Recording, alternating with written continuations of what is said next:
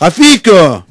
Oui, bonjour à tout le monde. Ashroya, salam alaikum mon ami. Salam pour tout le monde. Merci, dis-moi, cette Algérie, elle est en droit de rêver maintenant. Vous allez jouer un match décisif du côté de l'Égypte, Rafik. Hein.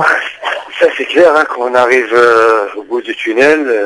Il reste encore un match difficile et un match capital pour nous et pour notre peuple. Je pense qu'on peut arriver si on veut, quoi. Et dis-moi, ce peuple algérien vit au rythme de la sélection, vit derrière vous une aventure extraordinaire, parce que j'ai l'impression que vous leur donnez cette joie à travers ces éliminatoires, de peut-être de remettre l'Algérie 24 ans après dans une phase finale comme une Coupe du Monde en Afrique du Sud. Hein. Qu'est-ce qu'on est en train d'essayer de faire et on essaie toujours de donner un peu de joie à ce peuple, parce que c'est vrai, tout le peuple est derrière nous. On a le soutien, on le voit quand on est à l'aéroport, ou on est au pays qu'on arrive, ou un peu partout, même en France qu'on arrive, tout le monde, ils sont derrière nous. Maintenant, c'est à nous de le faire sur le terrain. Il faut pas trop s'enflammer, c'est un match difficile. On a les moyens pour aller faire un bon match là-bas, un bon résultat là-bas, et pourquoi pas. Maintenant, on va se reposer, on va savourer la dernière victoire qu'on a gagnée contre le Rwanda. Ouais. Et on aura le temps pour préparer ce match-là bien comme il faut. Qu'est-ce qui a changé dans cette sélection d'Algérie, Rafik? Toi qui en es le capitaine, tu as 34 ans, c'est peut-être pour toi aussi la possibilité, une dernière chance de jouer à, comment te dire, une Coupe du Monde, hein? Ouais, pour moi, je pense que c'est la dernière. Je n'ai pas joué jusqu'à 40 ans, mais je pense que c'est la dernière. Mais le truc qui a changé, il n'y a pas grand-chose qui a changé. C'est une équipe qui a travaillé pendant 3-4 ans ensemble, avec les mêmes staffs, les mêmes joueurs. On a 2-3 joueurs de plus qui sont venus de haut niveau aussi. On a gardé une bande de copains, et c'est ça qui fait la différence. À l'extérieur, on est des amis, et sur un terrain, on est plus que on défend toujours les mêmes couleurs, et on est plus que des frères, quoi. C'est pour ça, il y a l'envie, il y a l'envie sur le terrain, il y a un groupe jeune, peut-être, je suis parti des plus vieux, là tu fais partie. En plus, il y a un respect.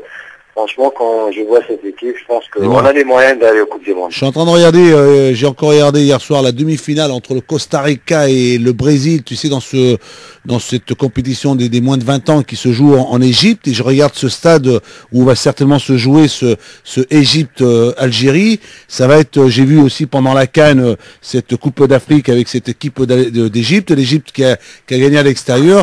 Ça va être vraiment un match avec une ambiance énorme. J'ai envie de te dire que j'aimerais tellement aller voir ce match, parce qu'il y aura une ambiance exceptionnelle. Ça va pas être facile pour l'Algérie aussi. Hein. Je sais que la tâche elle est pas facile. C'est pas un match donné. C'est pas que tu joues une équipe moyenne. Elle vient d'arriver, c'est une équipe solide, championne d'Afrique 2 fois, une équipe qui sait jouer au ballon. Ils ont des anciens joueurs, cadres.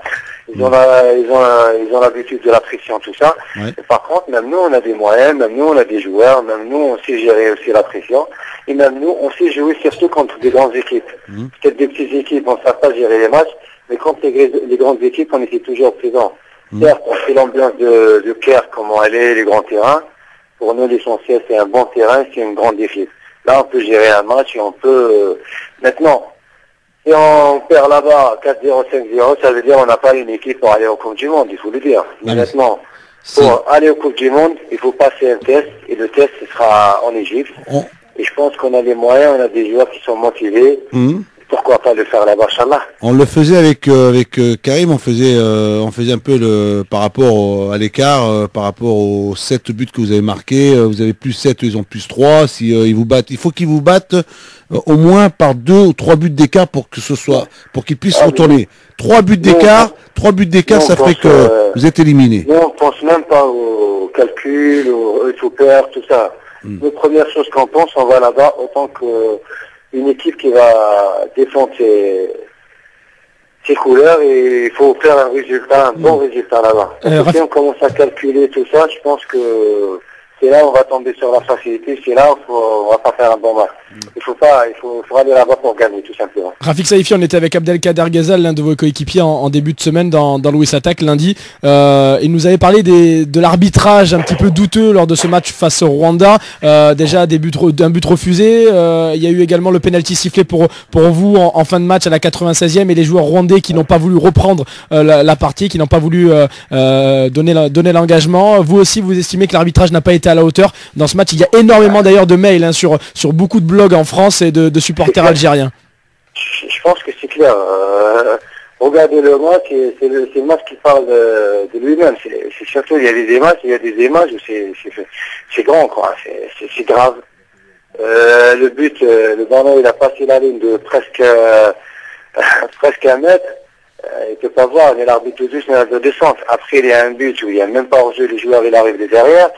Le pénalty qu'il a sifflé, il y a une pénalty et les joueurs ils veulent pas faire le centre. Je sais pas pourquoi, on a fait des réserves, maintenant on va attendre.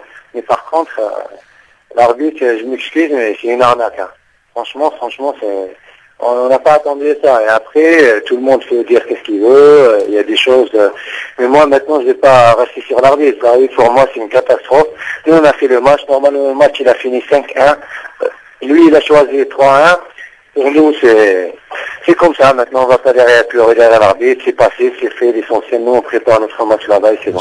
Dis-moi, Rafik, c'est le plus important. Tu as raison. On passe à la chose suivante. Ton intégration dans le championnat qatari, là, au Qatar, comment ça se passe, Rafik? Bon, ça va. Je m'attaque tout doucement. Ça fait 2 mois que je suis là-bas.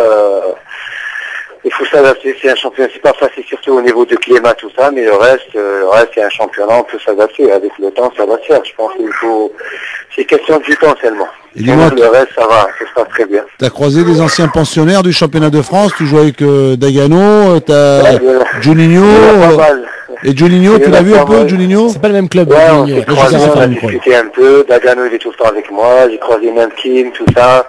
Franchement, on voit de plus en plus les joueurs qui jouent en France, qui jouent là-bas, quoi. Et comment ça se passe pour Juninho? T'as un peu parlé avec lui ou pas? Non, ça va, pour lui, c'est pas évident de changer de championnat et d'arriver dans un championnat comme ça, plus avec la chaleur. C'est question du temps pour lui aussi, il attend plus cher pour faire ce qu'il faut. Bon alors tu me dis à l'antenne que tu es confiant pour ce déplacement face à l'Égypte par rapport aux supporters algériens qui doivent certainement être nombreux à nous écouter. T'as la confiance. Ça c'est ça, il faut être confiant. Il faut être confiant et en même temps avoir l'ambition.